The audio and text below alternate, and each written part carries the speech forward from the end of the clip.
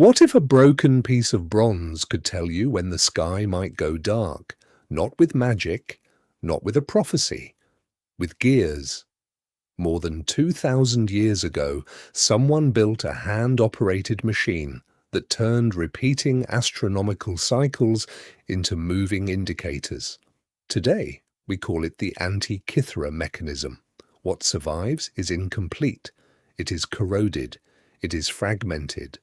But it still preserves the trace of an extraordinary idea, that the motions of the sky could be represented by machinery.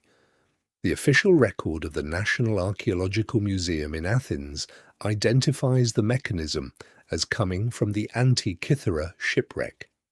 The museum dates it to the second half of the 2nd century BCE. That gives us a careful starting point.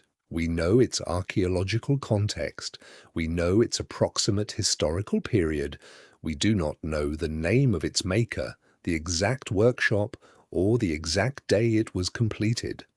That distinction matters.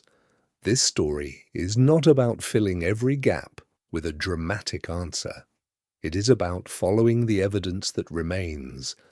The machine is no longer a complete object.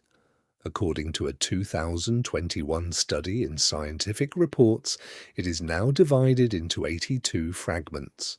Only about a third of the original survives. Among those remains are 30 corroded bronze gear wheels. That is the first surprise. These were not decorative wheels, they were part of a geared system. Turn an input, and the relationships between the gears turn astronomical periods into motion on a display. In principle, a cycle in the heavens becomes a position on a dial. Imagine a calendar that does not list dates in a straight line. Instead, it uses rotating circles. One rotation can stand for a repeating period. A second rotation can be linked to it by gears. When those relationships are chosen carefully, the machine can display events that return in known patterns. The Antikythera mechanism used this kind of reasoning. Researchers describe it as an ancient Greek astronomical calculator. Its surviving structure and inscriptions connect it to the motions of the sun, the moon, and the planets known in antiquity. But the part of the machine that gives this case its title is on the back. A study published in PLOS One examined evidence from the lower half of the back plate. The surviving fragments preserve scale divisions and inscriptions associated with a scheme for eclipse prediction. The study links this scheme to the Saros cycle, a repeating period of 223 lunar months. This does not mean the machine watched the sky. It did something more mechanical. It represented a known cycle. If you moved the mechanism through time, the display could mark points where an eclipse was expected to be possible. That is the key word, possible. A repeating cycle can tell you that certain alignments return, but an eclipse, especially a solar eclipse, is not only a question of the moon and the sun. It is also a question of where the observer stands on Earth. The same study makes this limitation very clear. Its authors write that the scheme does not work well for solar eclipses because details such as direction and magnitude depend critically on the observer's location and the path of totality, what the evidence does not prove. The mechanism does not prove that ancient engineers could calculate every solar eclipse with modern geographical precision.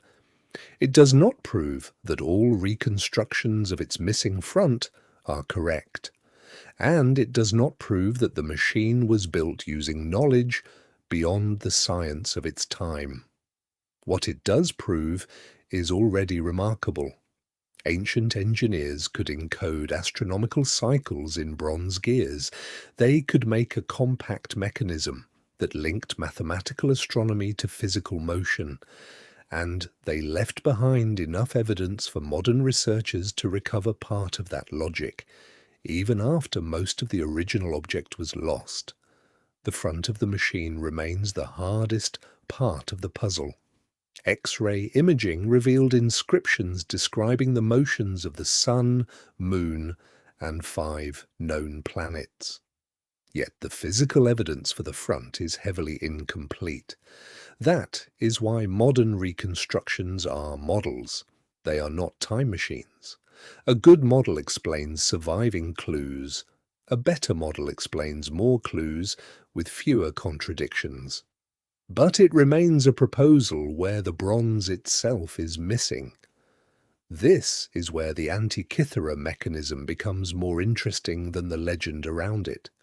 The real achievement is not that it was impossible. It was possible. Someone designed it, someone cut the gears, someone understood that the sky had patterns, and that patterns could be carried by a machine. Every machine leaves a trace. In this case, the trace is incomplete. A few corroded fragments, tiny inscriptions, and gears that no longer turn. But together, they show a mechanical way of thinking about the cosmos that history almost lost. Case status: verified.